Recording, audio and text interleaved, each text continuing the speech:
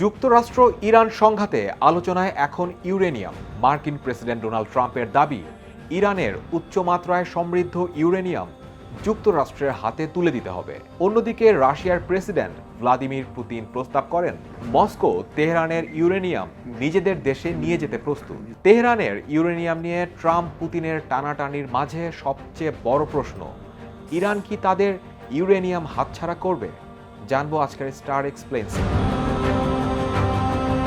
ইরানের হাতে বর্তমানে 60% উচ্চমাত্রায় সমৃদ্ধ ইউরেনিয়াম শত শত কেজি রয়েছে বলে দাবি করেছে যুক্তরাষ্ট্র। অর্থাৎ তেহরানের ইউরেনিয়াম আর কিছুটা সমৃদ্ধ করে বোমা তৈরি করার পর্যায়ে নিয়ে যাওয়া সম্ভব। আন্তর্জাতিক বিশ্লেষকদের মতে এই মজুদি এখন ইরানকে পারমাণবিক অস্ত্র তৈরির কাছাকাছি অবস্থানে রেখেছে। রয়টার্সের দাবি, 2015 সালের পারমাণবিক চুক্তি বা জেসিপিওএ এর সময়েও ইরানের ইউরেনিয়াম বিদেশে সরিয়ে নেওয়া হয়েছিল। অনেকে বলেন ইরানের ইউরেনিয়াম তখন রাশিয়ায় গিয়েছিল। এবারও পুতিন সেই অভিজ্ঞতা পুনরাবৃত্তি করার প্রস্তাব দিয়েছেন, কিন্তু এখনকার বাস্তবতা সম্পূর্ণ ভিন্ন।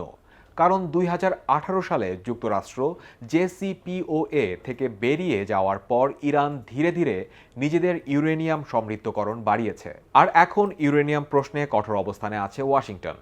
ট্রাম্প প্রশাসনের ভাষ্য, ইরানের ইউরেনিয়াম যদি রাশিয়ায় যায় তাহলে সেটি শেষ পর্যন্ত আবার ইরানের হাতেই ফিরে আসতে পারে।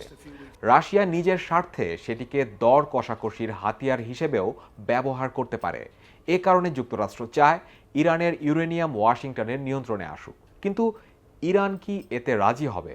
আন্তর্জাতিক বিশ্লেষকদের মতে ট্রাম্পের লক্ষ্য তিনটি: ইরানের পারমাণবিক সক্ষমতা স্থায়ীভাবে ভেঙে দেওয়া, ইসরায়েল ও উপসাগরীয় মিত্রদের নিরাপত্তা নিশ্চিত করা এবং ভবিষ্যতে ইরানের পারমাণবিক অস্ত্র তৈরির পথ বন্ধ করা। কিন্তু এখানেই মূল সংকট। তেহরানের কাছে ইউরেনিয়াম শুধু প্রযুক্তিগত সম্পদ নয়, এটি জাতীয় মর্যাদা ও নিরাপত্তার প্রতীক। ফলে সরাসরি যুক্তরাষ্ট্রের হাতে ইউরেনিয়াম তুলে দেওয়া ইরানের জন্য রাজনৈতিকভাবে অত্যন্ত কঠিন। তাই আপাত দৃষ্টিতে রাশিয়ার প্রস্তাব তুলনামূলক গ্রহণযোগ্য মনে হতে পারে, কারণ মস্কো ও তেহরানের মধ্যে সাম্প্রতিক বছরগুলোতে ঘনিষ্ঠ সামরিক সম্পর্ক তৈরি হয়েছে।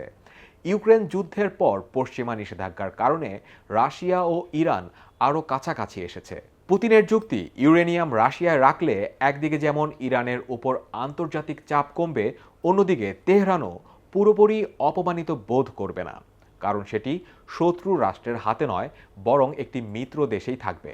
তবে রাশিয়ার এই প্রস্তাবের মাঝে মস্কোর জন্য লাভও আছে। মধ্যপ্রাচ্যের ভবিষ্যৎ নিরাপত্তা ব্যবস্থায় নিজেদের অপরিহার্য শক্তি হিসাবে প্রতিষ্ঠা করতে চায় পুতিন। ইউক্রেন যুদ্ধের কারণে ইউরোপে অনেকটা কোণঠাসা হয়ে পড়লেও মধ্যপ্রাচ্যের রাশিয়া এখনও প্রভাব ধরে রাখতে চায়। ইরানের ইউরেনিয়াম নিজেদের ভূখণ্ডে নেওয়া গেলে পুতিনের সেই প্রভাব আরও বাড়বে। রাশিয়া যুক্তরাষ্ট্র দুই দেশই ইরানের ইউরেনিয়াম চাইছে, কিন্তু এখন প্রশ্ন, ইরানের জন্য আসলে কোন অপশন বেশি ভালো?